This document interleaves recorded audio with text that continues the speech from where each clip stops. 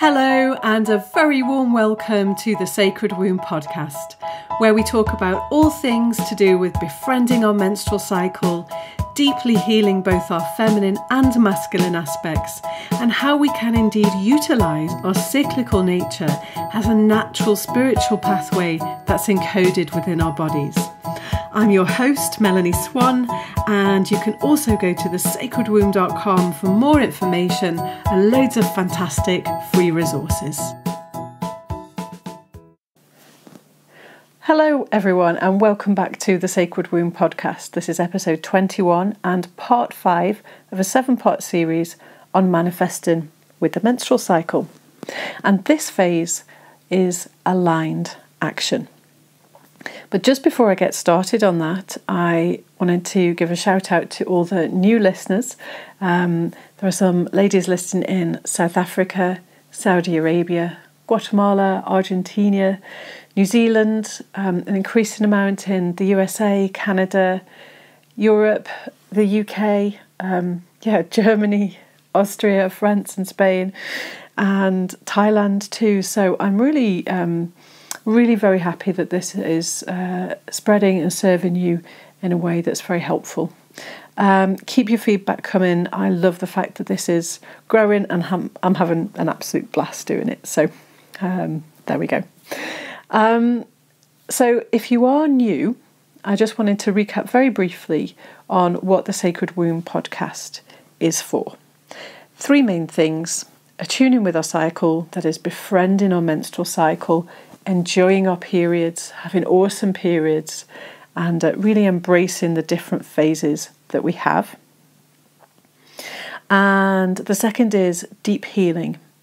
And by deep healing, I mean really truly coming back to wholeness, retrieving fragmented parts of ourselves, owning parts of ourselves that we might not like, and healing our womb space, because our womb space holds a lot of memory and emotional memories too. So I'll be doing more podcasts on that in the future about healing sexual abuse and healing from abortion.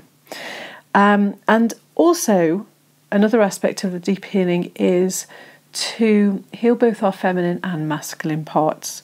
I know there's quite a focus on the feminine right now, and that's totally awesome, and it's totally what's needed to bring us back to balance, but we really must remember to reclaim and heal our true masculinity as well, or else we'll remain polarized. So I'm really advocating that we get a balanced healing for ourselves.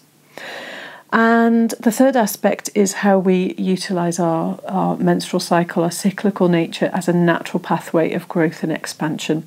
And that's partly what the manifesting with the menstrual cycle is about, really. How do we expand as human beings in our experience by using this gift that we've been given that's encoded within our bodies? So this is a step-by-step process. It's not perfect. You're going to need to tweak it yourself.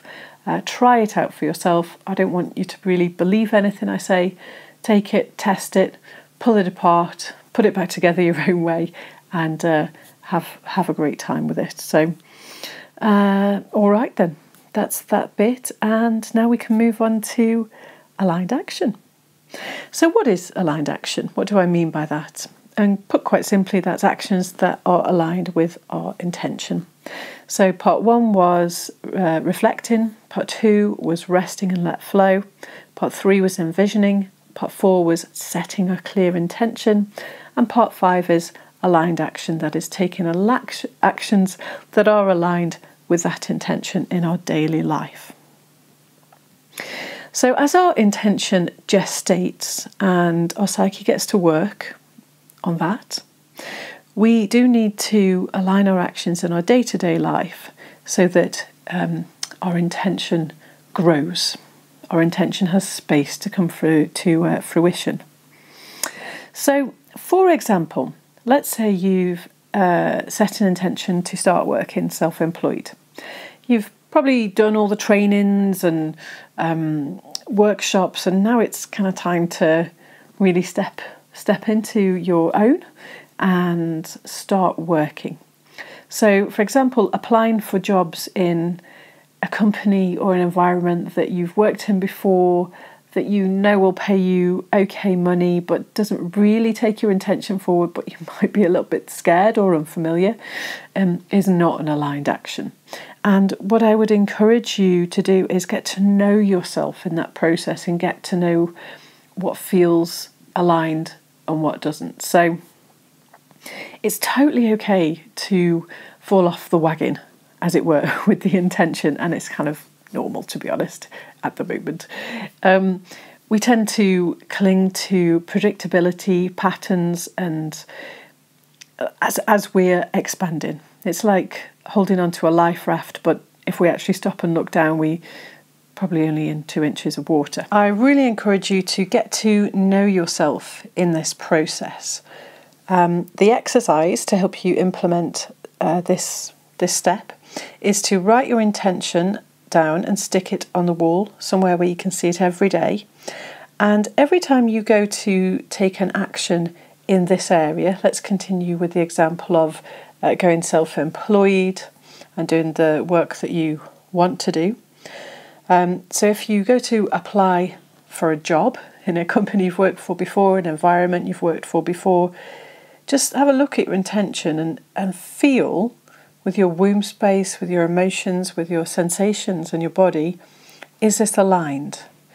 And see how that feels see how you feel when it's not aligned, see how you feel when it is aligned, and it will help get that process ingrained in your visceral experience of life, so that when you're out shopping, doing other things, this starts to become second nature.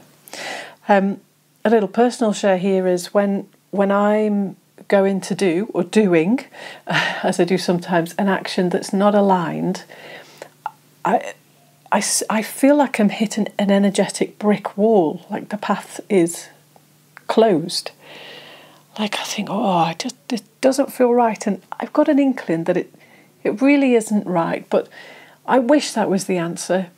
I wish it came in a nice package and I could just do that, but it doesn't, and I back off from that wall, realign with my intention, and then just feel what is needed here. And maybe I can't do anything for a few days, maybe I don't do anything until I've just really sank back into myself and gone, I could do this. Because what happens is inspiration comes when I just sit with myself and have that space and openness to accept that, okay, well, this is beyond what I know, but this is my intention, so I wonder how I'm going to do this. And what happens is the psyche, our womb centre, that does have a consciousness of its own, starts to guide us.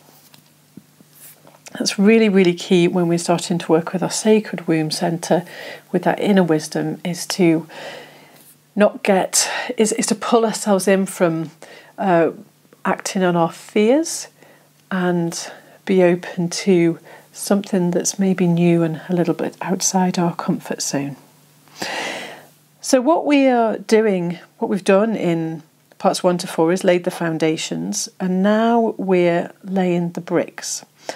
I kind of hesitated about this analogy because we're not trying to build a brick wall here. That might sound awful to you, but I think you get the analogy. The foundations are part 1 to 4, and laying the bricks. When someone lays a wall, they're done one at a time, carefully making sure every step of the way that they're aligned with each other and straight and aligned with the foundations. So I go with that analogy and try and experiment with myself and my own process, and it's never let me down, really. So the important thing to remember really is not to make it wrong if you kind of fall off the intention aligned action wagon.